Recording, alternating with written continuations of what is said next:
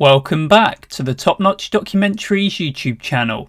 In today's Israel Keyes video, I'm going to be discussing addiction and how it connects to Keyes. Israel and addiction go hand in hand, and I'll be breaking down some of his addictions in this video. Hope you enjoy. I'm sure that you've all heard the saying that serial killers are no different to people who are addicted to substances and chase after that high.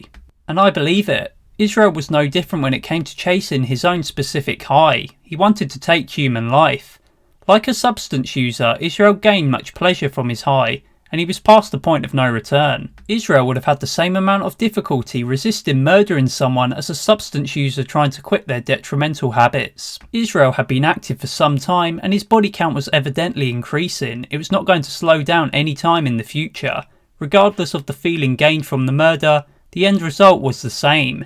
Israel made the comment that, and I'm paraphrasing slightly here, everything could have gone exactly according to his fantasy, but you always have to add another level every time. He would forever seek out the high, despite it potentially being unsatisfactory to him. It really didn't matter at the end of the day. The unknown seemed to further fuel his high and addictive personality. He was trapped in a never-ending cycle of perpetual pleasure chasing. Israel had managed to live a normal life in Neah Bay, from what it sounded like. He had a family to support and actually seemed like a decent father to his daughter.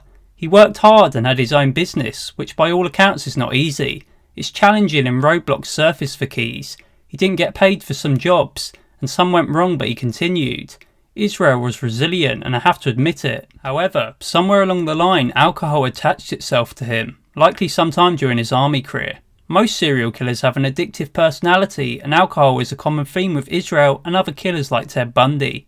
Bundy, for instance, used to commit his crimes whilst under the influence of alcohol. Whatever the initial reason for drinking, Israel was definitely addicted to drinking, and from what information was put out there, he sounds like a functioning alcoholic. I've spoken on instances where Keyes had been caught completely drunk, and this, along with his self-pitying and self-loathing comments to family, just exposes the inner turmoil that he was going through, despite operating his own business and maintaining an all-is-fine appearance. Another addiction that Israel had, and it relates to taking human life to some extent, is being the perpetrator of complete chaos. Burning down houses, at least one, and taking over banks are both chaotic actions. The average person just doesn't wake up and say, I'm just going to go and break into a home and then burn it down using some diesel, then I'm going to go and rob a bank.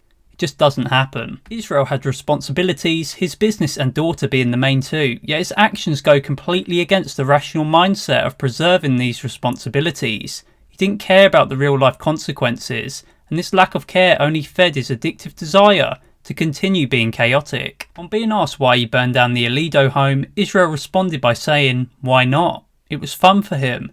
Israel believed that he wasn't going to be caught. If he had known, then he wasn't planning on going down without shooting.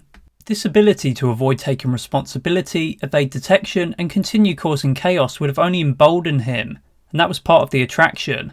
Still, I highly doubt that it granted him much enjoyment. Like with his murders, the high was fleeting. It was never fully obtainable, and I think he knew that. Pornography is what fuels all sexual serial murderers. Israel was no different. On being apprehended in Texas, pornographic content belonging to Israel was uncovered. It sounded like he was into everything, and his victims were both men and women, so his pornographic interest played into his crimes. Bondage was something that he talked about during the Currier murder confession, and pornography further pushed him towards escalating his murders, becoming obsessed by different activities and implementing the ideas into his murders. I'm not sure what your takes are on pornography, but I don't consume it anymore. From what I've heard, many speak highly negatively about it. Many men, and I've also heard it from women, are addicted to online adult content, unable to break free from the clutches of something that leaves them feeling shameful and ultimately unfulfilled. This habit leads to personal life problems, and I've heard many say that they struggle in their relationships as a result of it. Israel's relationships never seem to pan out. I feel like this is because of a mix of addictions, but pornography presumably contributed to this as well. Keyes admitted to having not had sex with his partner for a full year. He likely turned toward pornography and also sex workers as a supplement for his lack of intimacy. The pornography feeding his addictive personality and enabling him a momentary instant gratification high. The final addiction that Israel had was gambling, and sure, Israel essentially gambled with his life when it came to his crimes. The stakes were at an all-time high when it came to those, but Israel was a gambler.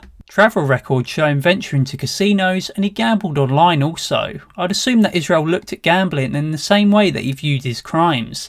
There's the thrill of winning, the high probability of losing, and the knowledge of the consequences from spending all of your money chasing the dream of instant wealth. Winning the jackpot is unrealistic. It's just a fantasy. At heart, Israel was a gambler at life, rolling the dice and not caring about the age-old saying, actions have consequences. His addictive personality had him doing many things, some good but most bad. He built a business and was by all accounts a good father. In Alaska, his business was working for him, but not everything he did was to be praised. He was consumed by addictions and all manner of vices, unable to escape the hamster wheel of continuous pleasure chasing. He had no self-control, and this means a lack of discipline. Without discipline, addiction runs rampant, and with addiction, there's no telling how low you could go for a fix. This has been the Israel Keyes video on addiction. As always, thank you for watching.